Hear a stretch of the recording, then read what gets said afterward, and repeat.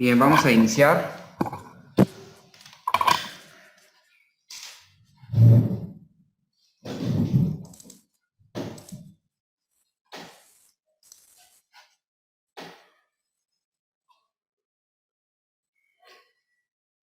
Estábamos hablando la última clase sobre la competencia en el juicio de amparo o de diversas autoridades, ¿no? Que tienen alguna función en el juicio de amparo.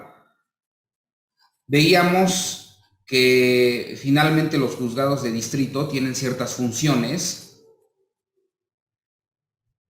Los juzgados de distrito son múltiples autoridades federales de este rango que desde luego no solo tienen la función o la facultad de conocer y de resolver juicios de amparo en determinadas áreas. Les comentaba que también hay juzgados de distrito en materia civil, en materia mercantil, que conocen de juicios ejecutivos mercantiles, en materia administrativa, en materia del trabajo.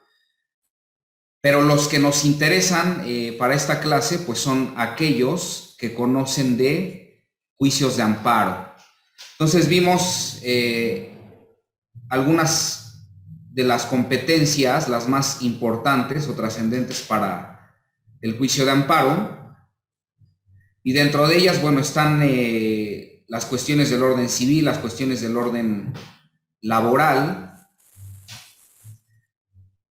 penal también, entre otras, ¿no? Aquí hay una última idea sobre la competencia de estos juzgados federales. Nos dice que las y los jueces de distrito, también en materia de amparo, conocerán del incidente de cumplimiento sustituto en términos de la ley de amparo, artículo 62, ¿no? Es una facultad que también tienen conocer de esto, incidente de cumplimiento sustituto. No vamos a ahondar en el tema, pero solo para referirlo, ese incidente de cumplimiento sustituto se da cuando ya se dictó una sentencia de amparo y no se puede cumplir esa sentencia de amparo. Al no poderse cumplir, se tiene que tramitar lo que se llama incidente de cumplimiento sustituto, es decir, que vamos a sustituir el cumplimiento de una sentencia de amparo. ¿Cómo se sustituye un cumplimiento de una sentencia de amparo? La ley contempla que solo puede ser a través de una indemnización de daños. Si el ejemplo que múltiples veces he puesto, se me retiene mi vehículo como un acto de autoridad, ese vehículo se encierra en un corralón y yo obtengo por medio del amparo que me lo devuelvan, porque probablemente hubo un acto violatorio. ¿Qué pasa si en ese corralón ocurre que se incendia el corralón y el vehículo se quema?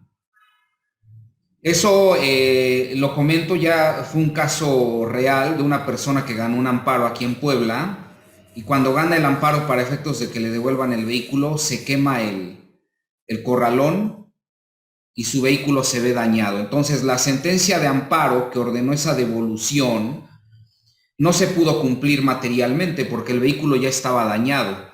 Lo que se hizo fue tramitar esto, incidente de cumplimiento sustituto. ¿Para qué?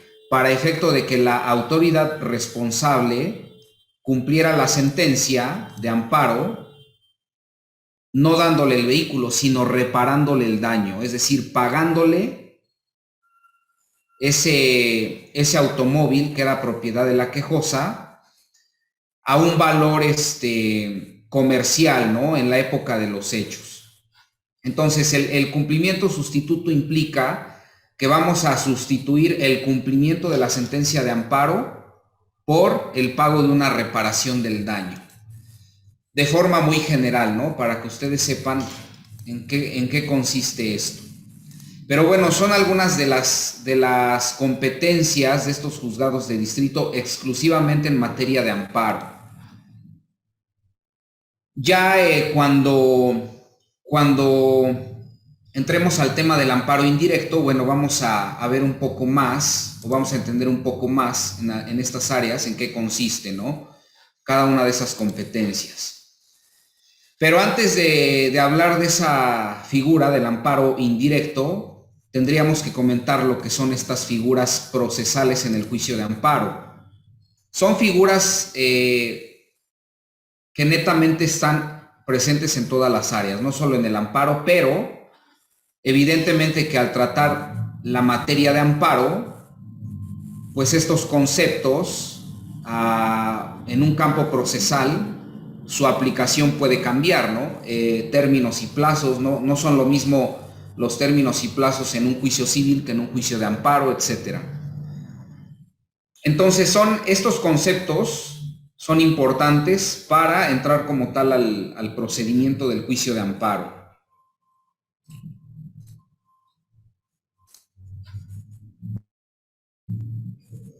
Entonces tenemos lo que es término y plazo, es una figura procesal, lo que son las notificaciones, los incidentes, los impedimentos, la improcedencia y el sobreseimiento. Para empezar a tener ideas sobre estas figuras procesales, primero que nada el término y el plazo. ¿Qué entendemos por término y plazo? ¿Qué sería el término y plazo para efectos procesales, para efectos legales? ¿Y cómo podemos ejemplificar lo que es un término y un plazo?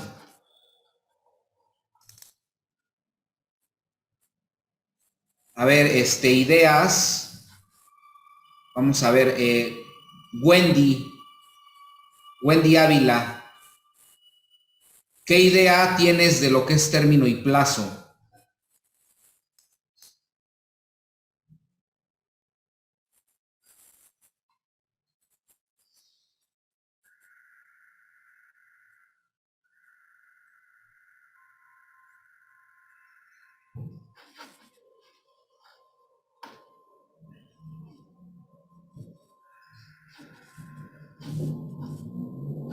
¿Sí nos escuchas, Wendy?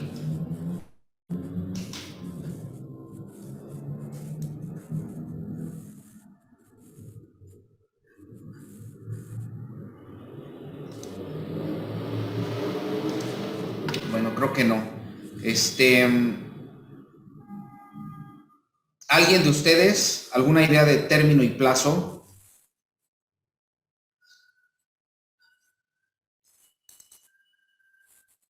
El plazo sería como el tiempo, el lapso que se lleva.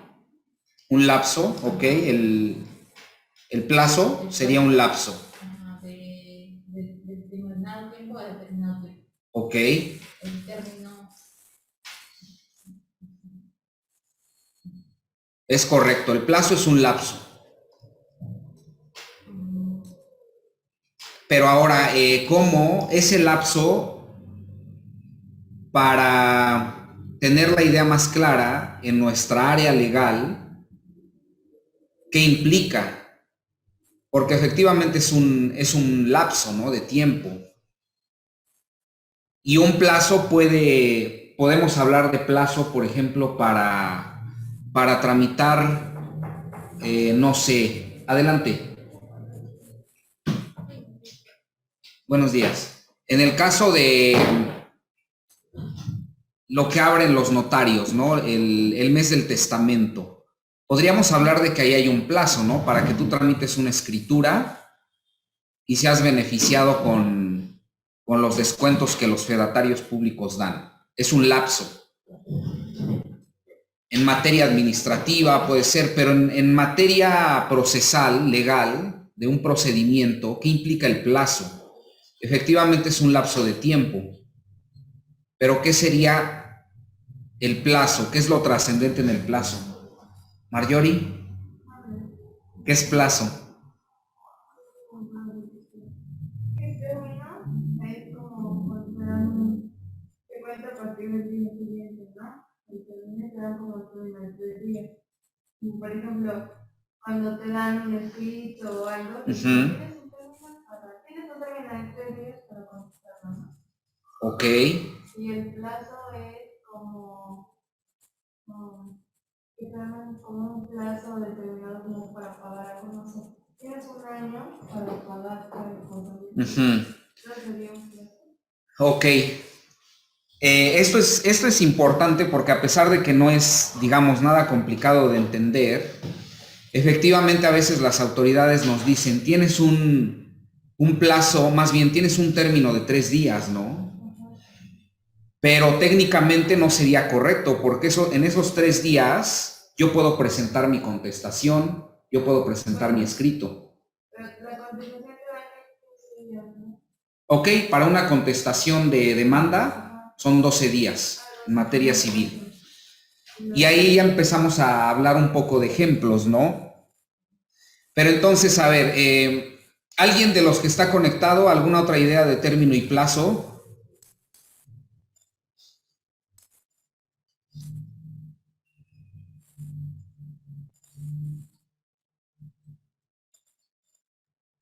A ver, Jessica Lozano, ¿estás por acá? ¿Alguna idea de término y plazo?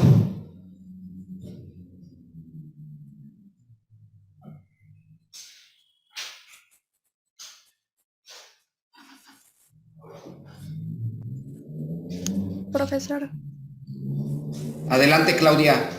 el término es un tiempo en que se fija para que se realice la actividad, como dijeron mis compañeras, y el plazo es un espacio y tiempo que se fijará para que se ejecute los actos procesales. Ok. Ahora, ¿cuál sería un ejemplo práctico para que nos quede más claro de uno y otro?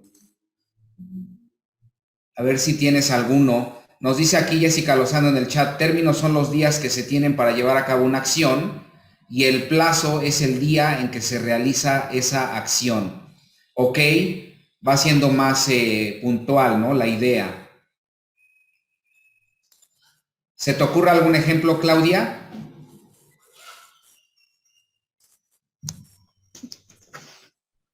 ¿Sería cuando se entregue una contestación de demanda? ¿Ese qué sería? ¿El plazo o término?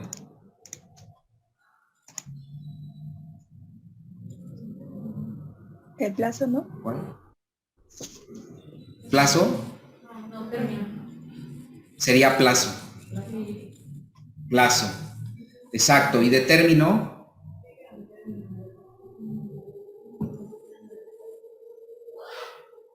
¿Algún ejemplo de término? ¿Cuál sería?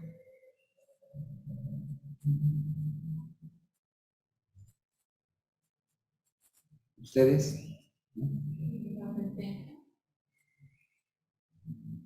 No. A ver, por acá. Vamos a ver. Nos dice Candy, el plazo se refiere a un periodo de tiempo y el término se refiere a un momento determinado, ¿ok? El término marca el momento en el que ha de realizarse un acto procesal. El término marca el momento en el que ha de realizarse un acto procesal. El plazo es el periodo de tiempo durante el cual puede realizarse válidamente una actividad procesal, ¿ok? Pero ya a nivel práctico, ¿qué ejemplos tenemos? ¿Cuál es la diferencia? Exacto. ¿Cuál es? Entonces, el plazo efectivamente nos dice acá, nos puso a ver, la última idea que nos dio Candy, el plazo se refiere a un periodo de tiempo y el término se refiere a un momento determinado. En el caso de la contestación de la demanda, en materia civil son 12 días para contestar esa demanda. Eso quiere decir que entonces estamos frente a un plazo. ¿Por qué? Porque es un periodo de tiempo que se alarga, ¿no? En esos 12 días, en ese plazo de 12 días, yo puedo contestar en el día 1, puedo contestar en el día 5 o puedo contestar en el día 12. En materia procesal hay un principio muy importante que dice, el último día de ese plazo forma parte de él. O sea, yo puedo contestar el día 12, La ley me da 12 días, yo puedo contestar hasta el último día. Entonces, se alarga en el tiempo. En esos 2 días yo puedo actuar procesalmente, contestando, cumpliendo la obligación o la carga procesal de contestar la demanda. ¿Sí? Ahora, el término, como nos da acá la idea Candy, dice, se refiere a un momento determinado. ¿Cuál sería el ejemplo? En materia procesal. Un momento determinado implica que no tenemos espacio, sino que se nos indica algo muy puntual. Nos dan el día, incluso la hora. Ese es el término. Es muy exacto, es muy cerrado. Por ejemplo, puede ser incluso, un término sería la audiencia de conciliación, ¿no? Nos dicen, tienes que comparecer a tal día y a tal hora. Ese es un término. Si yo no voy ese día que está fijado, voy a tener que soportar las consecuencias procesales de no haber ido, ¿no? Entonces, el término implica un día, incluso hora específica. Y el plazo, pues es un momento que se alarga en el tiempo, ¿no? Dentro del cual puedo válidamente llevar a cabo mi obligación, en este caso procesal.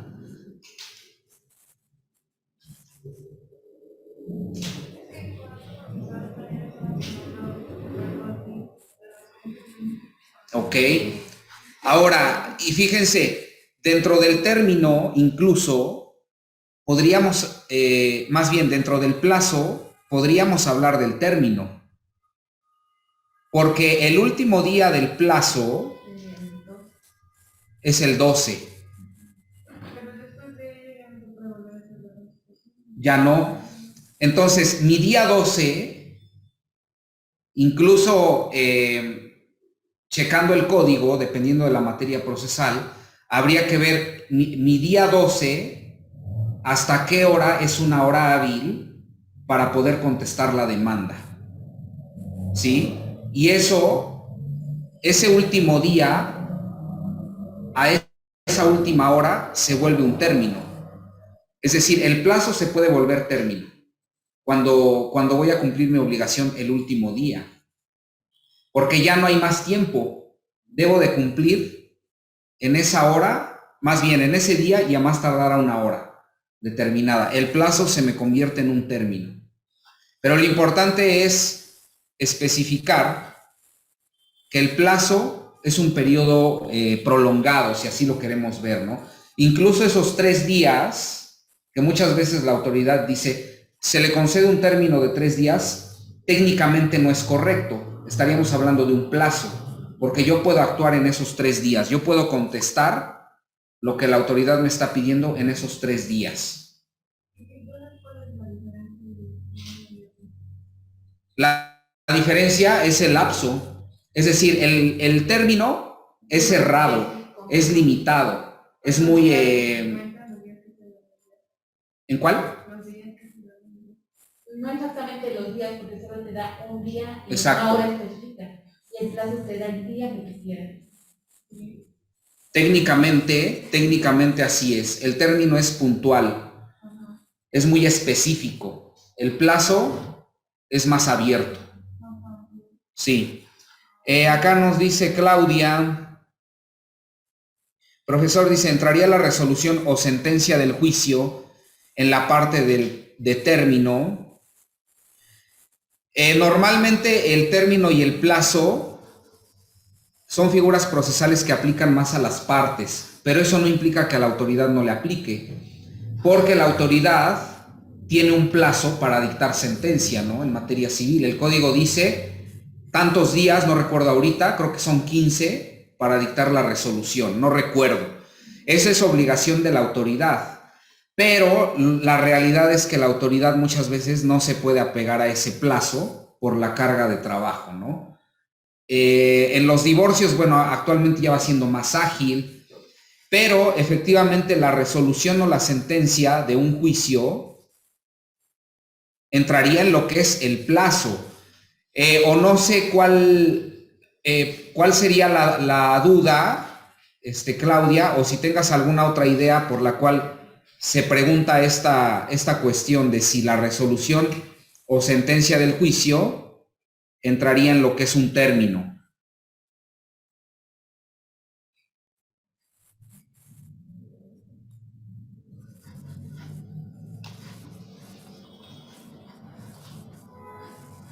No, profesor, ninguna otra duda. Ok. Bueno, ahorita vamos a comentar un poco más de término y plazo. De una vez vamos a ir comentándolos así. Entonces, término y plazo.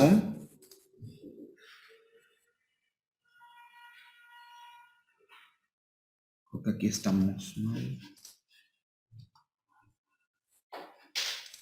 Esto no va.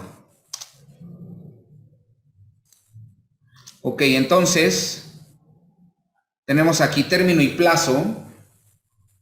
Nos dice, para el Diccionario Jurídico Mexicano de la UNAM, del año 2005, que es todavía un diccionario que existe, está vigente, nos dice, plazo es el lapso en el cual puede realizarse una obligación. Ese es el plazo. Un lapso en el cual yo puedo realizar una obligación. 12 días. En esos días yo puedo cumplir con la carga procesal o la obligación de contestar una demanda.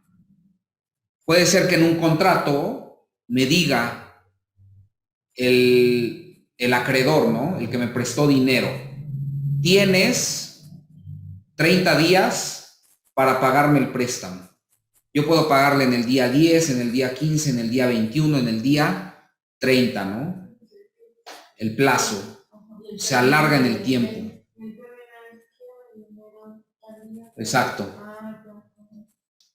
En un contrato, un acreedor o la persona que me presta dinero me puede decir, puedes estipular en una cláusula, el pago del presente contrato o estipulado en la cláusula tercera se realizará por parte del deudor el día 20 de febrero del 2021 o del 2022 a las 15 horas en tal lugar. Yo puedo estipular eso en un contrato, eso ya se vuelve un término. ¿Sí? Me está dando día y hora específico, incluso lugar. Pero lo que distingue al término normalmente es el día específico y la hora. Lo cierra, ¿ok? Luego nos dice, mientras término es el momento en el que ha de cumplirse o extinguirse una obligación, siendo el término el fin del plazo. Es lo que yo les decía. El fin del plazo se vuelve un término. Entonces, el término es un momento específico donde debe cumplirse o extinguirse una obligación. ¿Ok? Luego nos dice Humberto Briceño Sierra, que es un procesalista, define al plazo como el periodo o lapso de tiempo durante el cual se puede ejercitar un derecho o se puede realizar válidamente un acto procesal. Lo mismo, ¿no? Es un lapso de tiempo donde válidamente puedo ejercitar un derecho. La presentación de la demanda, ¿qué implicaría? Un plazo puede ser, ¿no? Porque es mucho tiempo, hasta mientras no me prescriba la acción, yo puedo ejercitar la demanda. Puedo ejercitar un derecho. La reconvención, que es propiamente contrademandar a alguien en el juicio. Si a mí ya me demandaron el cumplimiento de alguna obligación, yo puedo contrademandar, ¿no? Por ejemplo, una desocupación. Me demandan la desocupación de un inmueble porque ya terminó mi contrato. Cuando a mí me notifiquen, cuando yo ya me entere de esa demanda, yo puedo contrademandar. ¿Qué podría yo contrademandar? La prórroga puede ser, la prórroga del contrato, si es que he cumplido mis pagos puntualmente, etcétera, ¿no? Y esa contrademanda tendría también un término, el mismo término para contestar la demanda, que son 12 días. En esos 12 días yo puedo contestar demanda o contrademandar. ¿Ok? Entonces, en ese tiempo, yo puedo ejercitar ese derecho o realizar válidamente un acto procesal. ¿Sí queda claro? Los que están conectados, ¿tienen alguna duda sobre término y plazo? Término y plazo.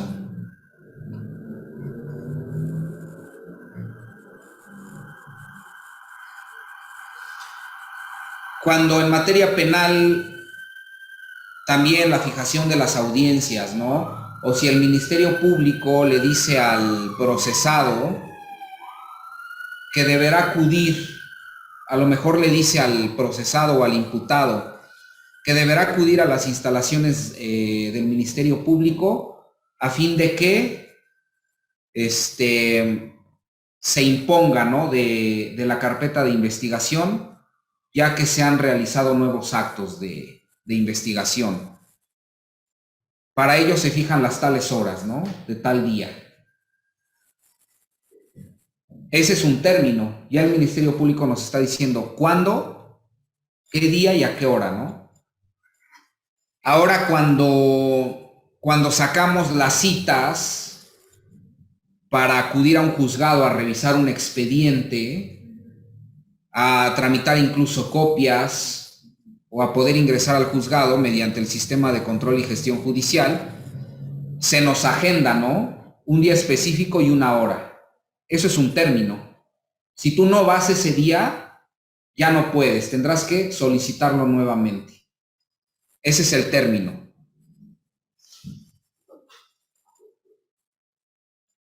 Bueno, ahora acá están las transcripciones de la ley de amparo, lo que nos interesa del plazo. La ley de amparo maneja plazo para obviamente realizar actos procesales, ¿no? Lo más importante aquí, el artículo 17 de la ley de amparo nos va a empezar a marcar cuáles son los plazos para presentar la demanda de amparo de manera genérica. Y primero nos dice, artículo 17, el plazo para presentar la demanda de amparo es de 15 días. ¿Cómo? Ok. En materia de amparo son 15 días. En materia civil, el plazo para presentar una demanda es abierto, ¿no? Hasta que no caduque la acción. Ahí habría que ir checando en el código, pero en el caso de la materia de amparo son 15 días. La base, cuando alguien les pregunte ¿qué tiempo tengo para presentar la demanda de amparo? Deben ustedes saber que son 15 días, por regla general. 15 días. Salvo, aquí nos dice el artículo 17, salvo, y nos empieza a enumerar varias fracciones, ¿no? Salvo, primera fracción, nos dice cuando se reclame una norma general autoaplicativa o el procedimiento de extradición en que será de 30 días. Es decir, por regla general, un amparo se tiene que promover en 15 días. ¿En qué casos no se va a promover en 15 días? Primera fracción, cuando se vaya a reclamar una norma autoaplicativa o el procedimiento de extradición. En esos dos casos, yo tengo para promover una demanda de amparo o presentarla, no 15 días, sino 30 días. ¿Ok?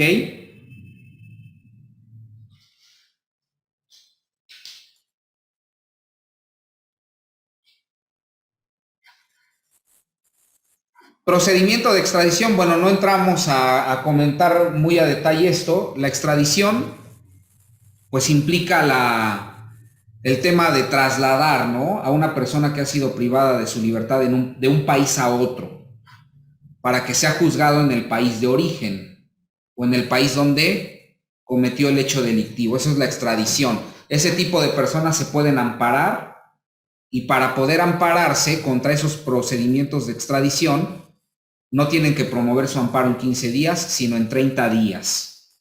¿Correcto? Cuando se reclama una norma general autoaplicativa, bueno, eso también tiene que ver con el amparo contra normas. Hay normas autoaplicativas y heteroaplicativas. La autoaplicativa implica una norma que por su sola entrada en vigencia no nos es aplicada de forma directa. A ver, ¿qué idea encuentran ustedes de autoaplicativa? ¿Qué es autoaplicativa?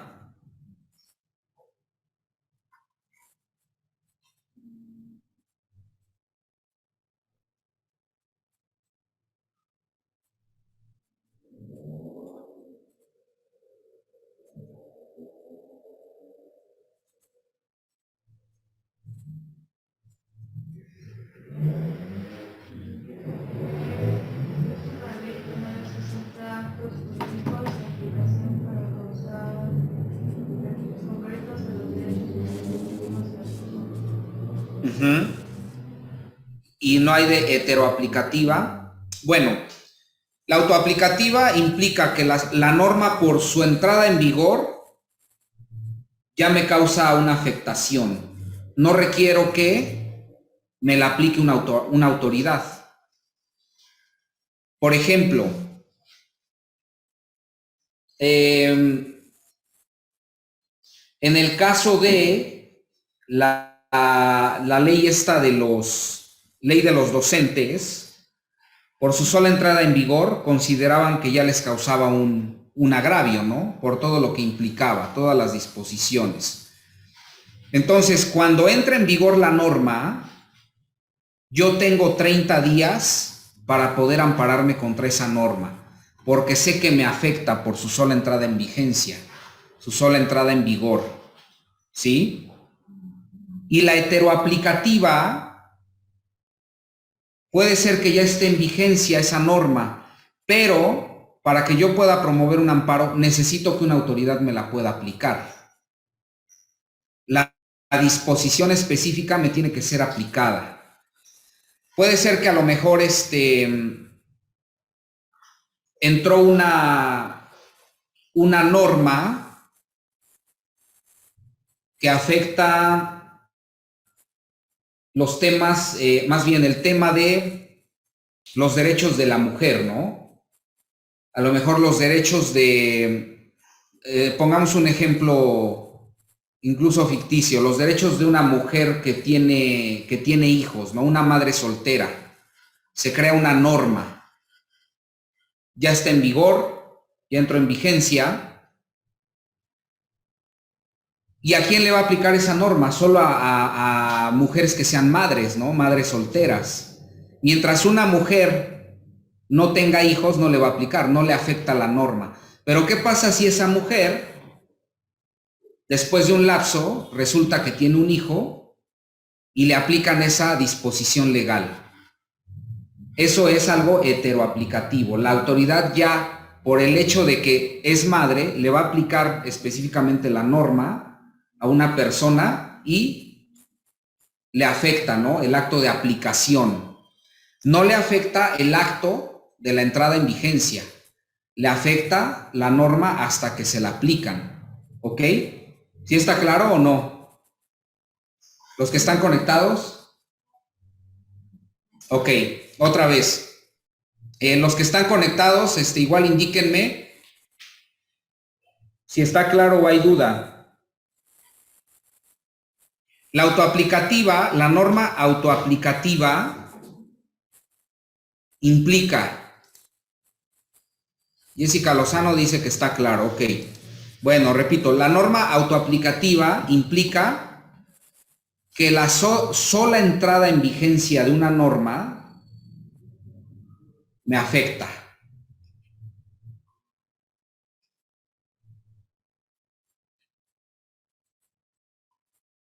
Y una vez que entró en vigencia esa norma, como nos dice acá, yo tengo el plazo de 30 días para promover el juicio de amparo. Y la heteroaplicativa, ¿qué implicaría?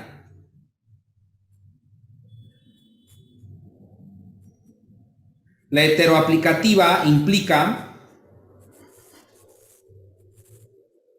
que esa norma me va a afectar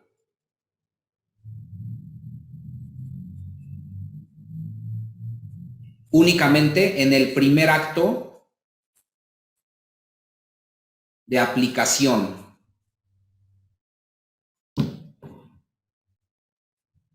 ¿Sí queda claro? Puede ser que a lo mejor yo soy abogado, pero no soy docente, no doy clases, supongamos, ¿no? En una ley docente que esté afectando al gremio docente. Hoy se aprueba una ley que afecta a los docentes y por el hecho de ser docentes se pueden amparar, ¿no? Si esa ley entra en vigor. ¿Qué tiempo tienen para ampararse? 30 días. Les afecta por el simple hecho de que entró en vigor una norma. ¿Sí? Y en mi caso, puede ser que yo al año forme parte de ese gremio docente.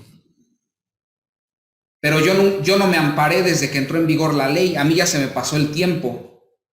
Pero como la autoridad, al volverme docente, me va a querer aplicar esa norma, ahí surge mi derecho, en el primer acto de aplicación de esa norma, surge mi derecho para poder ampararme.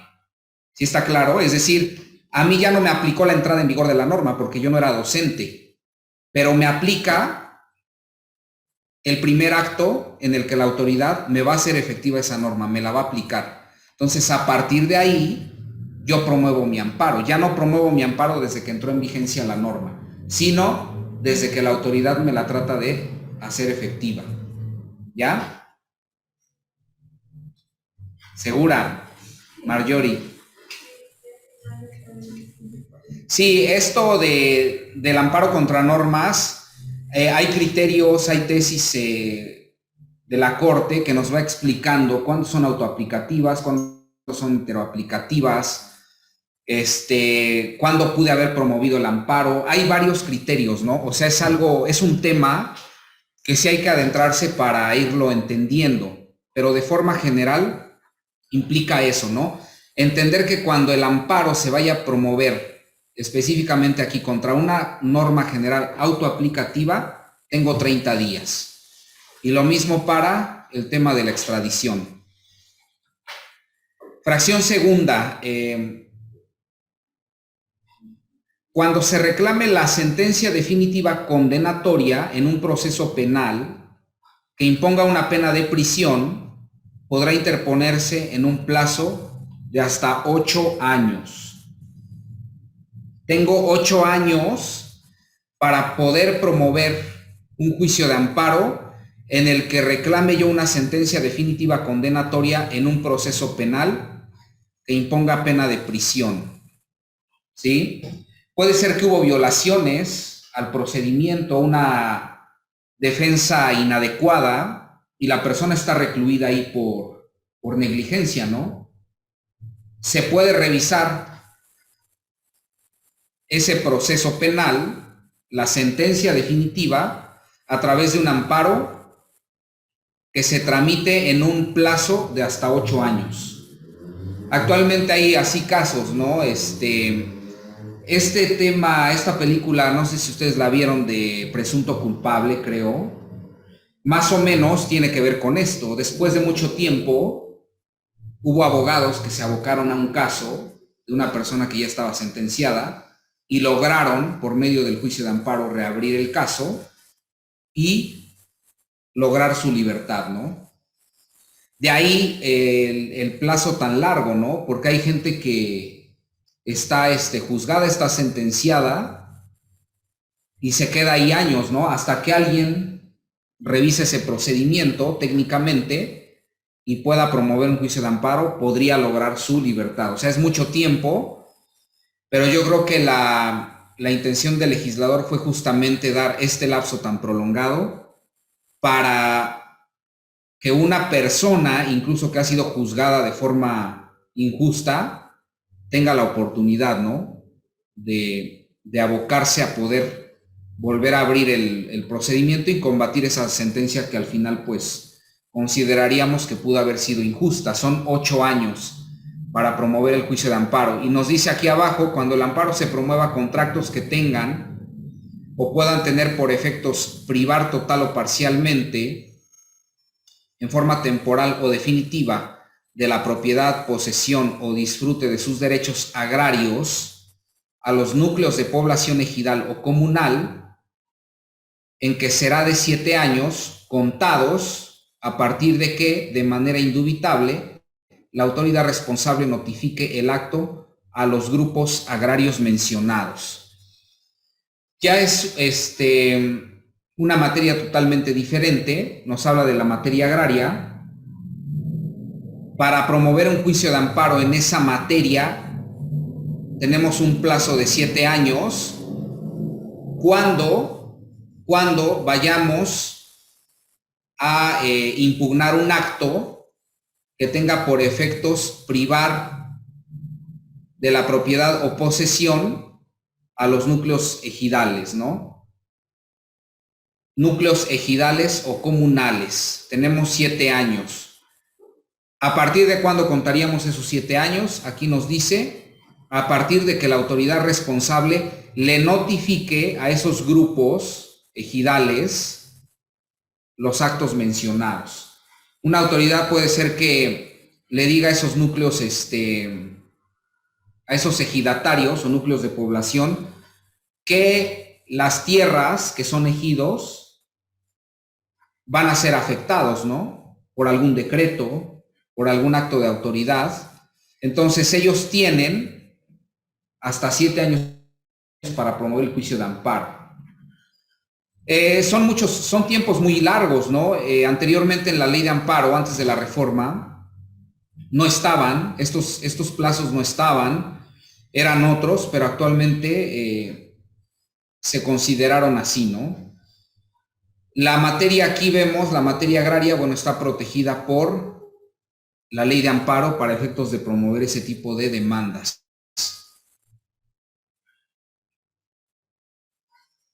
De hecho, esa sería nuestra fracción tercera. Aquí hablaríamos de la tercera.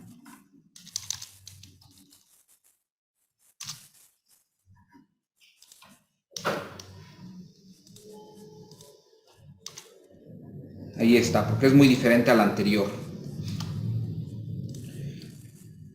Luego, la cuarta.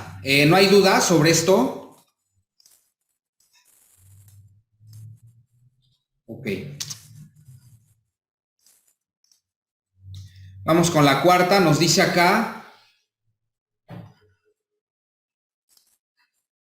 cuando el acto reclamado implique peligro de privación de la vida, ataques a la libertad personal,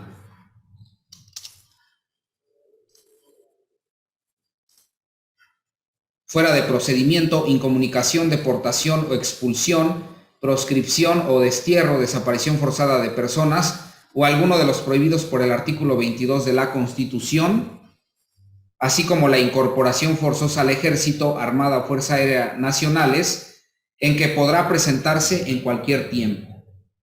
Es decir, en este tipo de casos, como son una privación de la vida, peligro de privación de la vida, ataques a la libertad personal fuera del procedimiento, incomunicación, deportación, expulsión o proscripción o destierro, desaparición forzada de personas o alguno de los prohibidos por el 22. El 22 de la Constitución nos habla de tortura, nos dice incluso, creo que algo así como palos, azotes, que puedan ser actos que provengan de una autoridad, o la incorporación forzosa al ejército, se puede promover amparo en cualquier tiempo. Normalmente, de lo que yo les podría comentar son actos de desaparición forzada. Cuando hay personas que llegan a desaparecer, la desaparición forzada implica que sea tratada como delito, que podamos denunciar ante el Ministerio Público una desaparición, o bien que los familiares de la persona que está desaparecida puedan acudir al juicio de amparo para que la autoridad federal ordene a otras autoridades la búsqueda de una persona. Y obviamente en ese tipo de situaciones, si se considera que está involucrada una autoridad, pues puede presentarse el juicio de amparo en cualquier momento. No podríamos restringir que el juicio de amparo en una desaparición deba ser en 15 días. Estaríamos limitando, ¿no? Porque son actos que afectan vida, libertad, principalmente, ¿no?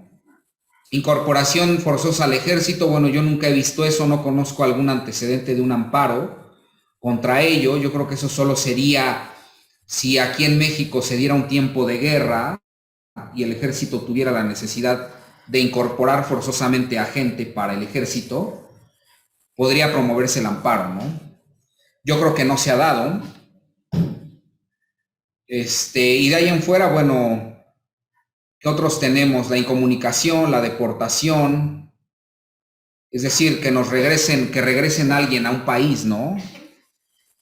Del cual es originario, o lo expulsen, lo destierren, procedería el amparo, ¿no? Si es que una autoridad determina que una persona debe ser desterrada del país, pues esa persona se podría amparar. ¿Cuál es el tiempo para que promueva el amparo? Cualquier tiempo. Cualquier tiempo, ¿sí? Cuando el acto reclamado implique peligro de privación de la vida, pues también. Aquí nos dice ataques a la libertad personal fuera del procedimiento. Puede ser que alguna autoridad, policía, agentes de investigación, lo que era policía judicial antes, detengan a una persona sin orden, ¿no? Y lo tengan privado de su libertad. Puede ser, sí. No sé si en el caso de Lidia Cacho, no fue eso, porque creo que había orden de aprehensión, pero hubo actos de tortura, hasta donde recuerdo, que son actos de los que prohíbe el 22 de la Constitución. En ese caso, el amparo se puede tramitar en cualquier tiempo.